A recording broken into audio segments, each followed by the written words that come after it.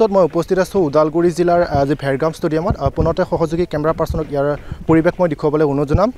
এয়া নিশ্চিতৰূপে আপোনালোকে দেখিব পাৰিছে ওদালগুৰি জিলাৰ 64 নং পানাৰী বিধানসভা সমষ্টিৰ অন্তৰ্গত যি ভেৰগাঁও ষ্টেডিয়াম, এই ভেৰগাঁও ষ্টেডিয়ামত অহাকালি অসমৰ মুখ্যমন্ত্ৰী ডক্টৰ হিমন্ত বিশ্ব শৰ্মাই এই স্থানত আহি পদাৰ্পণ কৰিব, কিয়নো 64 নং পানাৰী বিধানসভা সমষ্টিৰ অন্তৰ্গত কেইবাটাও স্থানত প্ৰায় 400 কোটি টকাতকৈও অধিক উন্নয়নমূলক আঁচনিৰ তেখেতে ইয়াত শিলান্যাস কৰিব।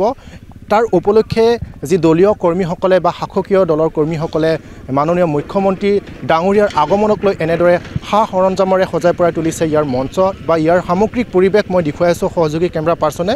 আৰু ইয়াৰ সৈতে সবিশেষ জানিবলৈ বা তেখেতে কেতিয়া আহি পদাৰ্পণ কৰিব, কোন কোন স্থানত তেখেতে শিলান্যাস কৰিব, ইয়াৰ সবিশেষ জানিবলৈ মই ইয়াৰ যি উদ্যোক্তা বা দলীয় কৰ্মীসকলৰ সৈতে মই সবিশেষ জানিবলৈ মই তেখেতসকললৈ চলাই আহিছোঁ।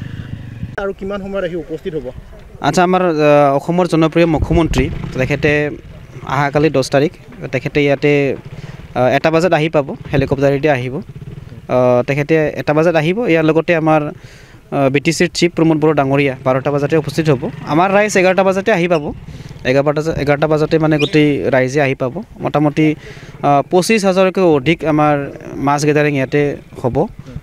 তেখেতৰ মানে ডাঙৰ এটা বিশাল জনসভা আমি আয়োজন কৰা হৈছে। ইয়াৰ লগতে আমি শিলান্যাস কৰাৰ আমাৰ সিদ্ধান্ত লৈছোঁ। ইয়াতে 400 কোটি টকাতকৈ অধিক শিলান্যাস তেখেতে মুখ্যমন্ত্ৰী ডাঙৰীয়াই কৰিব।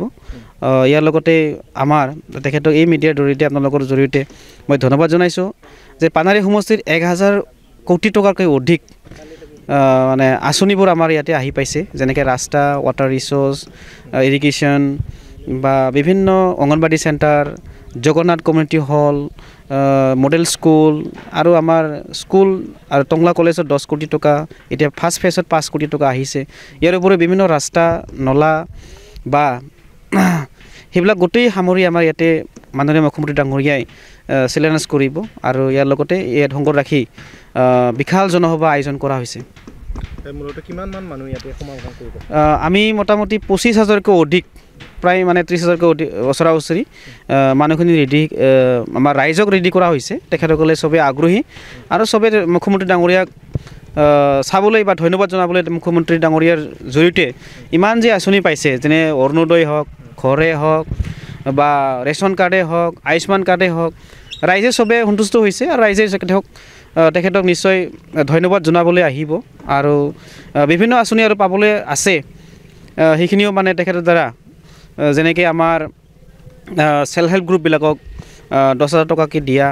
ইয়াৰ উপৰিও আমাৰ যিখিনি ঋণ মাফ কৰিছে আমাৰ মুখ্যমন্ত্ৰী ডাঙৰীয়াই, যেনেকৈ মাইক্ৰ' ফাইনেন্সৰ ঋণ, সেইখিনি গোটেই তেখেতক মানে ধন্যবাদ জনাবলৈ আমাৰ আই মাতৃসকলেও মানে প্ৰায় মানে আহিবলৈ চিন্তা কৰিছে।